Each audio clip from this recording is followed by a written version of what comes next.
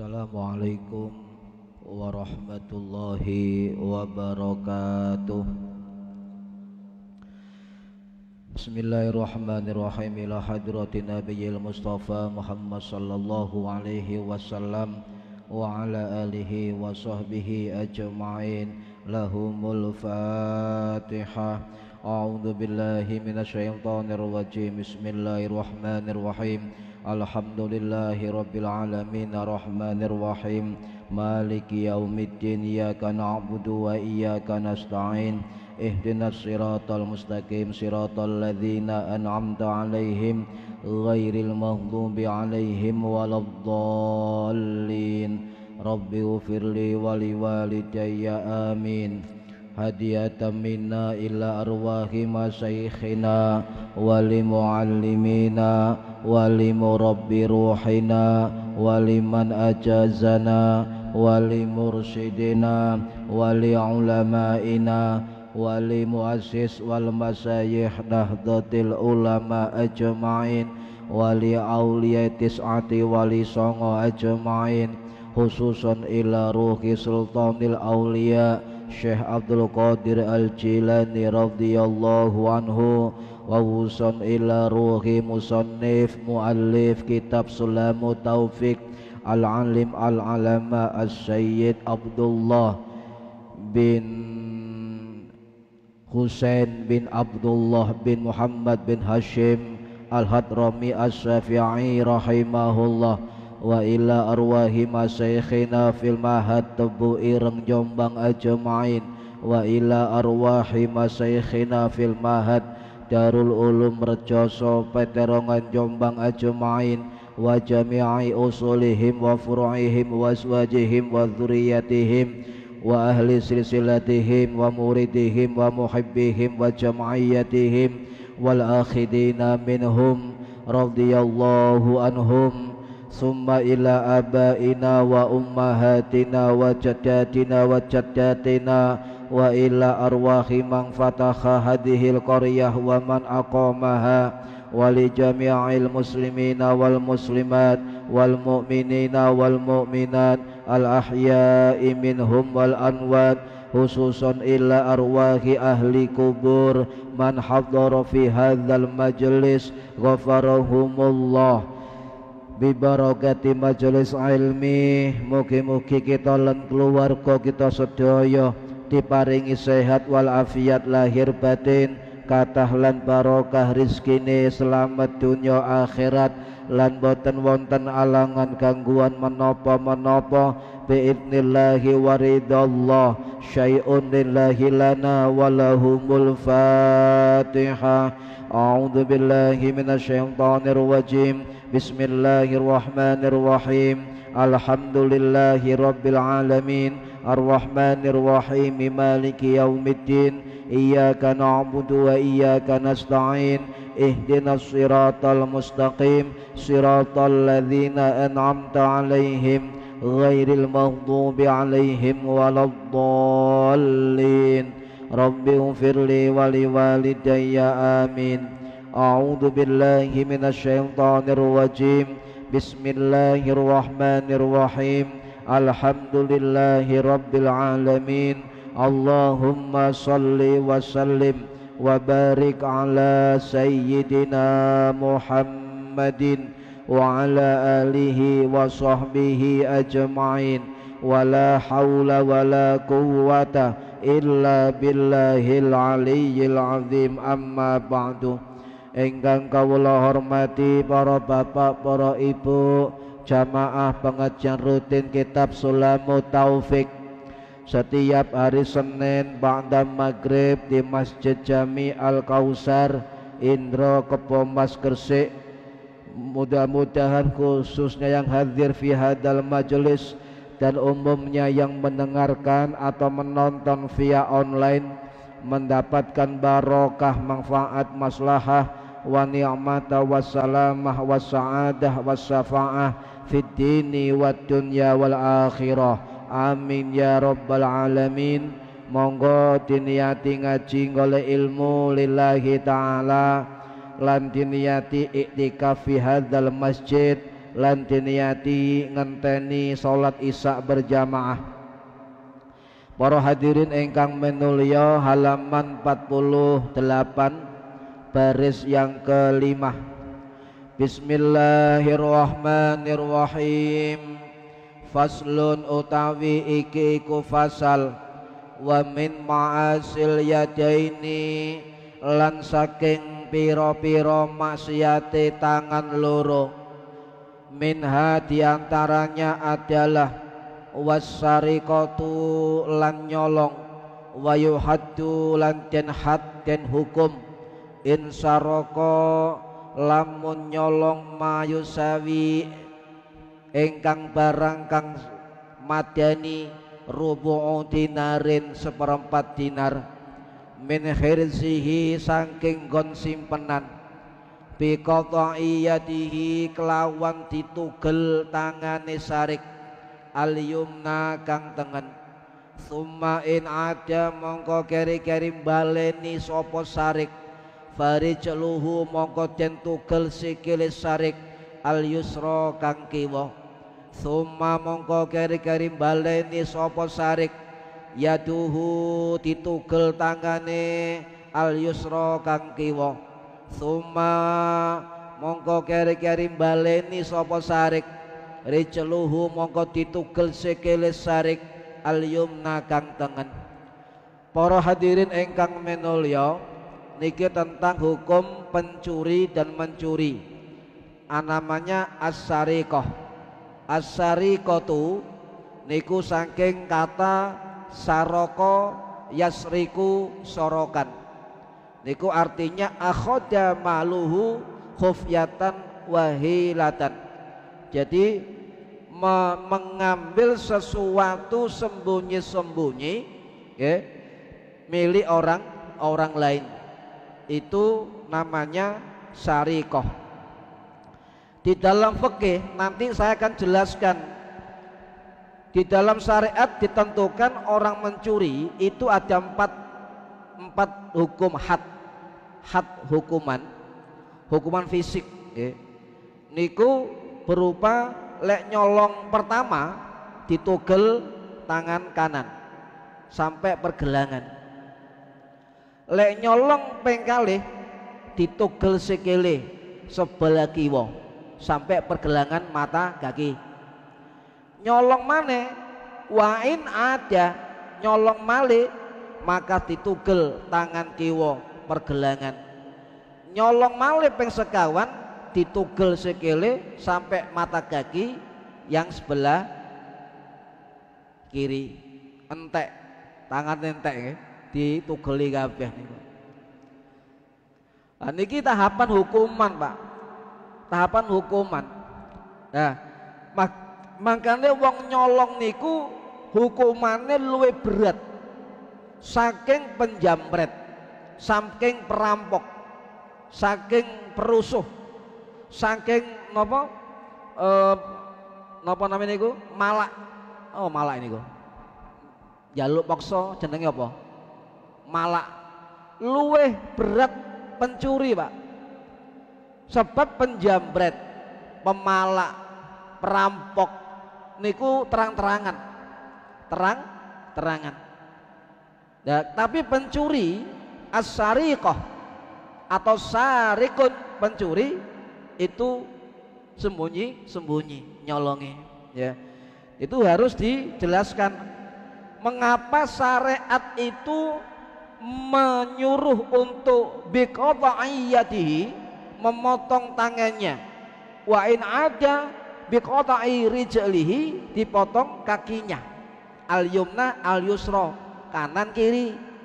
Tetapi mengapa di Indonesia tidak diberlakukan potong tangan potong kaki ketika ada pencuri, sehingga sampean tidak akan terlena terayu oleh kelompok-kelompok yang sok islami, sok syar'i, yang mengatakan Indonesia ini tidak menerapkan syariat Allah. Buktinya pencuri tidak diputus tangannya, dipotong kakinya. Berarti Indonesia ini negara togut, negara kafir. Sik. Ayo bedah usul fikih. Ayo bedah kaidah fikih. Ayo bedah maqasidus syar'i, syariah, tujuan syariah. Dibedah. Nggih, dibedah. Nggih kalau jelasaken, cek salah paham. Nggih. Para hadirin rahimakumullah, as-sariqah atau pencuri atau pencurian itu dalam fikih masuk dalam ranah fikih jinayah, fikih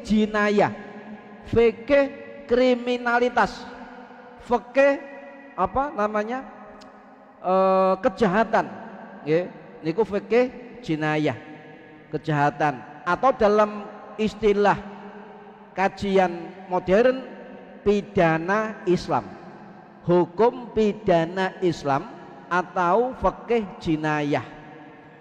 Lek masuk fikih jinayah niku hukumannya 3 Pak. Siji kisos, loro hudud atau had, telu takzir, tergantung bentuk dari kejahatannya, ya, tergantung bentuk kejahatannya. Contoh kisos, ya. Kisos niku menghukum dengan setimpal apa kejahatannya. Lek membunuh orang maka kisosnya harus dibunuh. Kalau memenggal kepala orang maka kisosnya harus dipenggal. Lek motong tangan orang maka kisosnya tangannya juga harus dipotong. Nggih, niki. Tetapi tidak bisa kemudian orang hakim misalnya langsung motong tangan, tidak bisa. Harus ada pengajuan atau pengaduan dari korban, keluarga korban, untuk diminta hukuman, ya, atau hukuman kisos, hukuman mati Pak. Itu maksimal hukuman mati khusus untuk pelaku pembunuhan. Jadi hukuman mati niku dalam fikih niku berlaku untuk pembunuhan. Okay. Yang kedua penganiayaan. Yang ketiga perusuh atau dalam bahasa fikih hirobah. Jadi orang kalau membuat rusuh negara ini, membuat rusuh kaum muslimin, membuat kegaduhan yang sampai meruntuhkan negara, maka bisa dihukum mati. Itu aturan fikih zaman tabi'in rumiyin, ya. Itu contoh kisos, ya.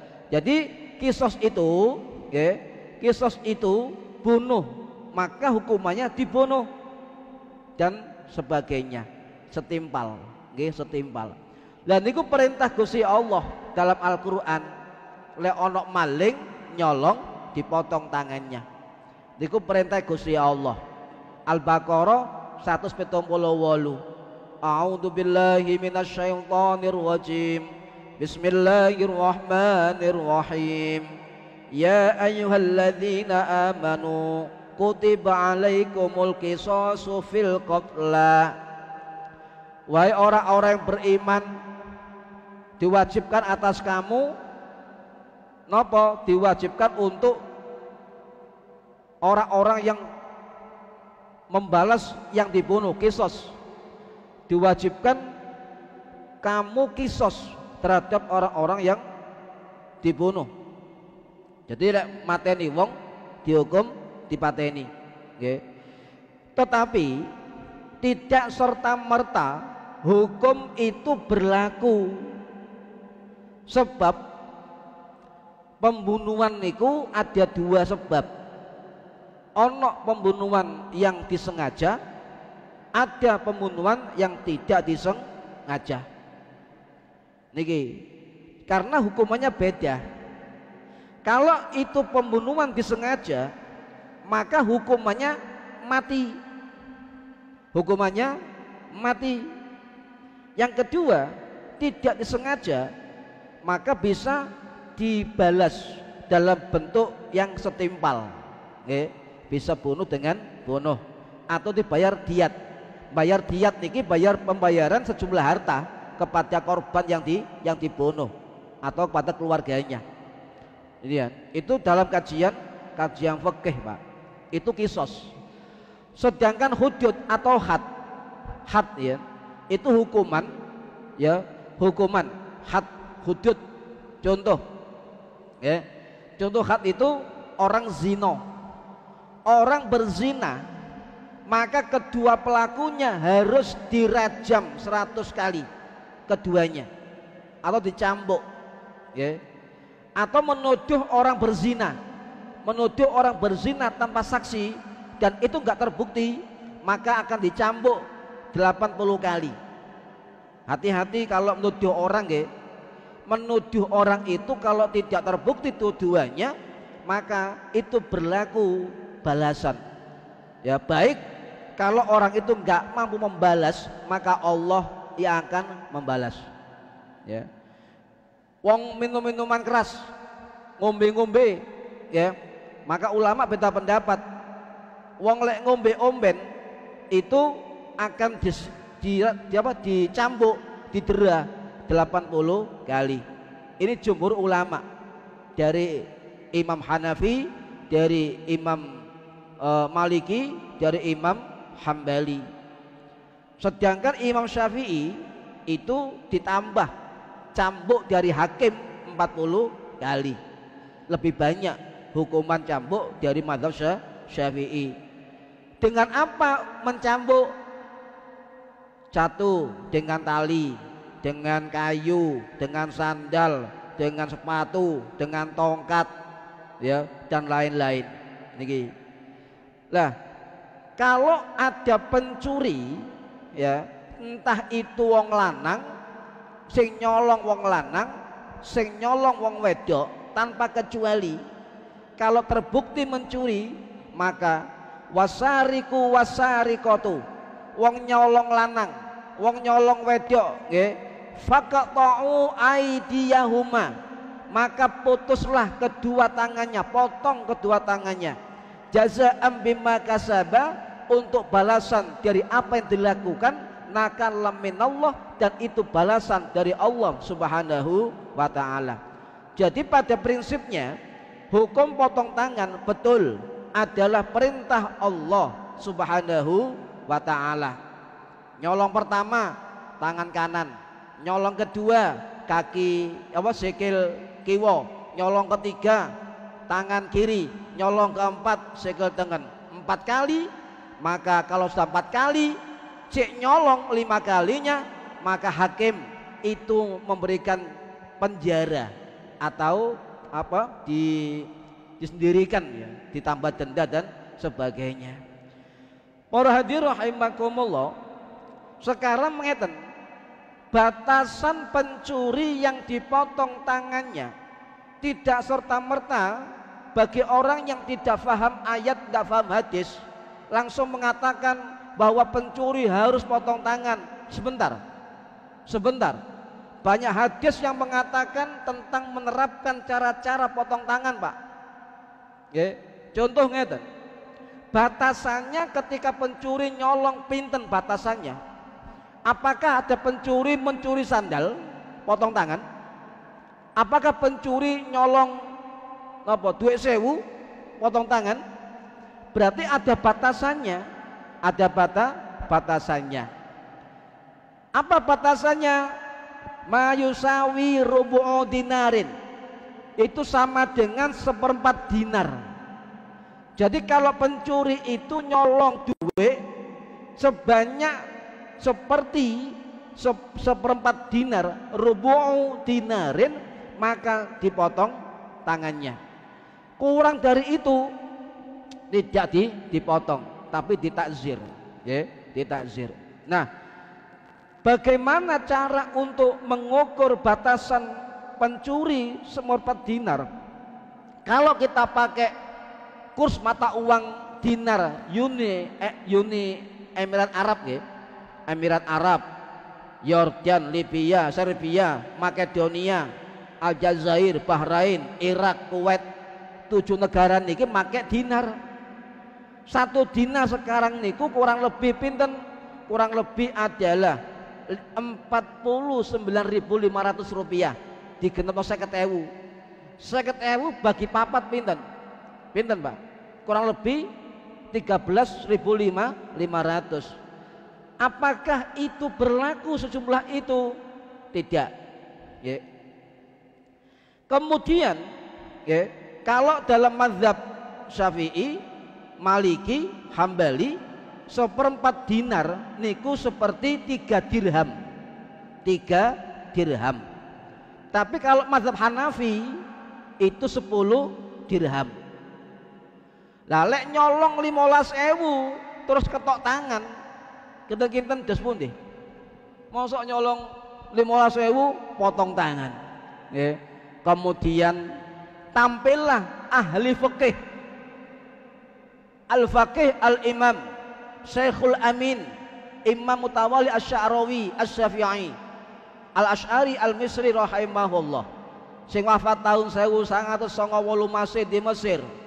Beliau mengatakan dalam kitabnya, saya menghitung 1/4 dinar waktu zaman Nabi itu sebesar $60, ya, 60.000 dolar Amerika.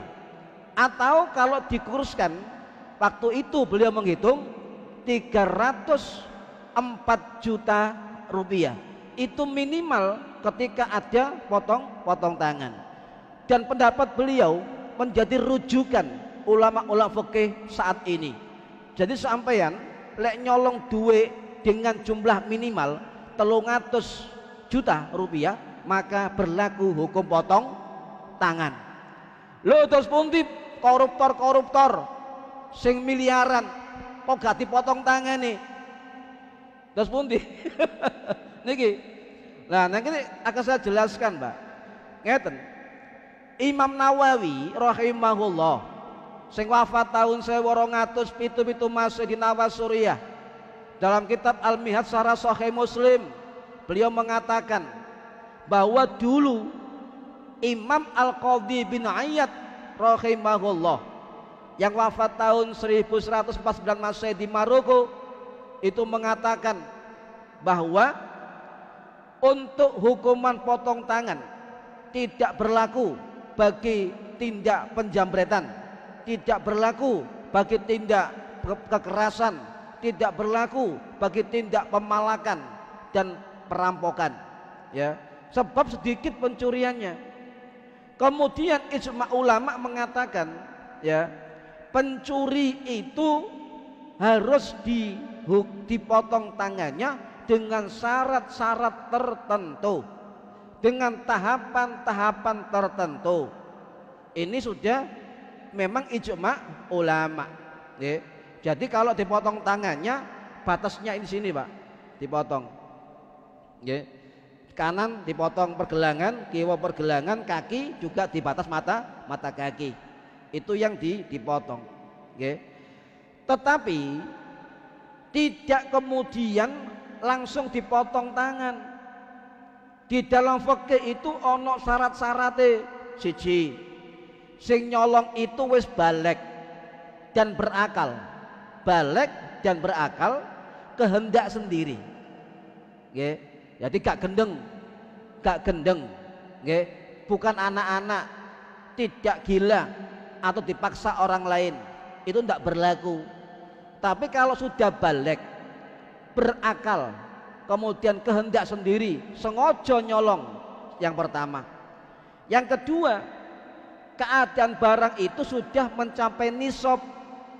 Nisabnya nyolong yaitu apa? 1/4 dinar, sama dengan 300 sekian juta tadi Syekh Mutawalli Asy-Sya'rawi tadi, nggih. Kemudian barang itu ditaruh di tempat khusus, disembunyikan di tempat khusus oleh pemiliknya, tapi tetap dicuri, Pak. Ini syarat yang ketiga, nggih. Contoh, sampean di berangkas duit no omah, tempat khusus, nggih. Simpen khusus, tempat khusus, min hirzihi, dari tempat yang khusus. Saya dicolong, saya dicolong. Sepeda motor sampean dekek jero garasi nggon khusus, nggih, saya dicolong. Niki berlaku, nggih. Kemudian dijoko diam-diam. Oh nggih, Gak ono Pak maling izin Pak. Pak kula nyolong duit sampean nggih. Nggih, mboten wonten. Pak kula badhe nyolong sepeda sampean nggih. Nggih, mboten wonten. Akhire gak kasih do nyolong. Jare wong biyen ngeten Pak. Maling ya maling, tapi aja nyolong. Bingung kan? Maling ya maling tapi aja nyolong. Nyolong tapi aja dadi maling. Artinya ya aja dilakoni ngoten. Niki wong biyen. Lah kemudian nggih, kemudian barang itu punya nilai. Duwe nilai. Sepeda ana nilaine, perhiasan ana nilaine dan sebagainya. Dan itu milik orang lain, nggih. Lah, kemudian bagaimana hukum di Indonesia ini para pencuri itu tidak dipotong tangan? Ini pernah disampaikan oleh Profesor Dr. Kiai Haji Muhammad Quraisy Shihab. Beliau mengatakan koruptor yang ada di negara ini jangan lagi dipanggil koruptor, tapi panggillah pencuri. Sebab nopo? Kata beliau, wong korupsi iku saiki gak duwe izin, disoting guyang-guyu, nggih, ditakoki meringis, malah ngene Pak, wah, malah jempol. Iki koruptor kok malah pede ngoten gak ini nggih. Niku. Jadi koruptor niku saniki dianggap biasa, tidak merasa bersalah, tanpa gembira dan senang di syuting TV. Makanya beliau mengatakan para koruptor itu tidak hanya memakai baju oranye saja, tapi lebih baik mereka hukumannya dimiskinkan. Jadi digoleki hartane, dimiskinkan, rekeningnya diblokir, pendapatannya diblokir, kendaraannya diambil negara, omahe diambil negara, wonge dipenjara, wis dimiskinkan, kata Quraisy Shihab. Jadi ada hukuman memiskinkan koruptor, nggih niki. Lah dos pundi kita contoh ngeten Pak. Hukum potong tangan itu masih berlaku di Arab Saudi. Nggih. Apakah setiap pencuri di Arab Saudi dipotong tangannya, dipotong kakinya? Tidak. Karena ada syarat-syarat yang ketat dari pemerintah Saudi. Contoh, nggih. Napa syarat-syaratnya? Siji, barang itu yang dicuri milik orang lain, nggih. Kemudian pemilik dari barang curi itu melaporkan kepada kerajaan. Yang ketiga, ada saksi atau CCTV atau rekaman atau saksi hidup atau elektronik dan sebagainya. Kemudian jumlah pencurian uangnya ada batasan minimal di Arab Saudi. Berapa? Orang yang mencuri di Arab Saudi itu minimal apa? Mengambil 80.000 real atau setara dengan 304 juta baru dilakukan potong tangan niki. Lah itu baru islami, kata sebelah itu islami, itu hukum Allah. Kalau Indonesia tidak memberlakukan hukum potong tangan, maka Indonesia negara kafir, negara togut dan sebagainya. Sebentar para hadirin rahimakumullah, coba lek maca ayat Quran, ayo belajar kitab-kitab tafsir Al-Quran. Tidak semua ulama tafsir itu memaknai potong tangan dengan tekstual, tetapi sebagian ulama tafsir memaknai dengan bimakna majazi, ya, makna majazi. Jadi maknanya bisa tekstual, bisa kontekstual. Niki. Yang kedua, ya, dianggap potong tangan itu tidak manusiawi dan sadis, ya, dan sadis Yang ketiga, memiliki syarat yang sangat ketat ketika orang dipotong tangannya. Artinya ketika orang mencuri tidak serta-merta itu dipotong tangannya, tidak serta-merta. Contoh ngeten, Syekh Muhammad Qutb rahimahullah sing wafat tahun 2014 yang lalu, dia mengatakan dalam kitab beliau, sepanjang penelitian saya 400 tahun sejak datangnya Islam, kata beliau, itu para penguasa memberlakukan potong tangan cuma 6 kali diterapkan potong tangan. Dari Islam awal sampai 400 tahun baru 6 kali potong tangan. Buktinya ngeten, Umar bin Khattab radhiyallahu an sing wafat tahun 644 Masehi di Masjid Nabawi itu pernah tidak memotong tangan seorang pencuri yang jelas-jelas dia mencuri. Kenapa? Sebab Umar bin Khattab melihat dia mencuri karena masa paceklik. Napa? Karena dia gagal panen, gak esok mangan, kemudian mencuri. Tidak dipotong tangan oleh Umar bin Khattab radhiyallahu an. Yang kedua, ada kasus ya, beberapa pekerja di Madinah mencuri ontanya juragannya, dilaporkan ke Umar bin Khattab. Kemudian mereka tidak dipotong tangannya. Mengapa? Ada ilat, ada sebab, ada faktor belakangnya. Mengapa? Sebab majikannya tidak pernah memberi bayaran terhadap pekerjanya, sehingga pekerjanya mencuri onta majikannya, dilaporkan ke khalifah, dan Umar bin Khattab tidak memotong tangannya. Ini hadis sahih, Pak. Andai kata perintah Allah itu tekstual, maka Umar bin Khattab yang tegese medeni wong, tegese medeni setan, niku pasti motong tangan. Tetapi pada kasus tertentu beliau tidak memotong tangan terhadap pencuri tersebut. Apakah Umar bin Khattab salah? Apakah Umar bin Khattab tidak menerapkan perintah Allah? Apakah khalifah menentang perintah Allah dalam Al-Quran? Pencuri harus dipotong tangannya. Hati-hati, Pak.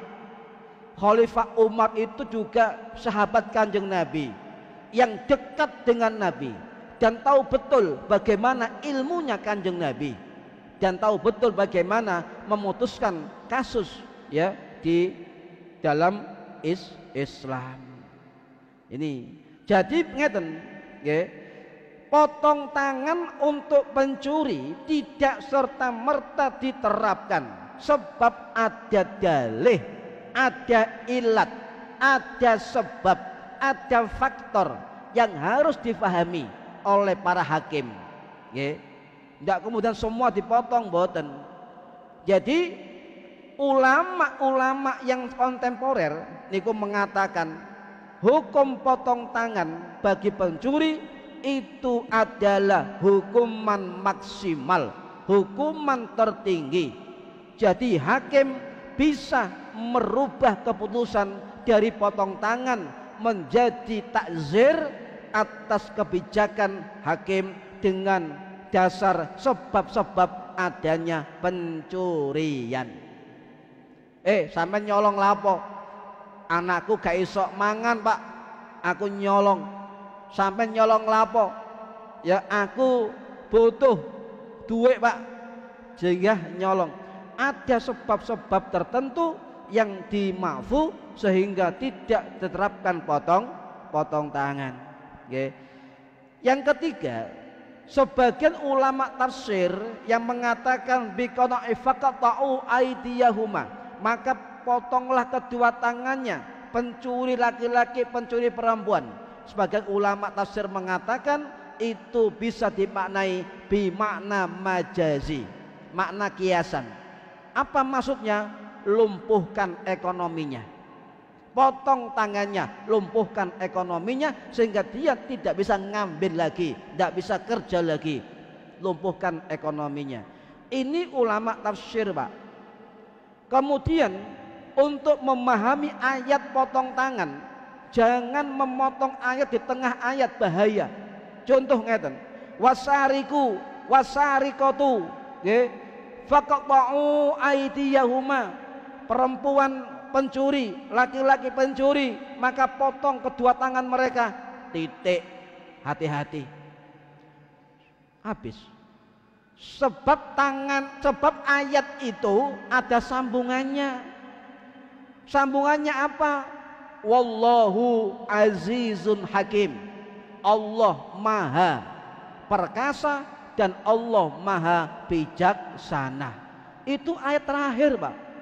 Orang-orang yang berdalil tentang potong tangan itu sebenarnya mereka memotong kalimat ayat Allah. Di tengah-tengah diputus, potong tangan wajib, tapi Allah dawuh wallahu azizun hakim. Kemudian ayat lain melanjutkan, ayat 39 Al-Maidah, ya. Apa? Faman taba min ba'di dzulmihi fa aslaha fa innallaha yatubu alaihi innallaha ghafurur rahim. Niki Gusti Allah dawuh ngoten, nggih. Apa?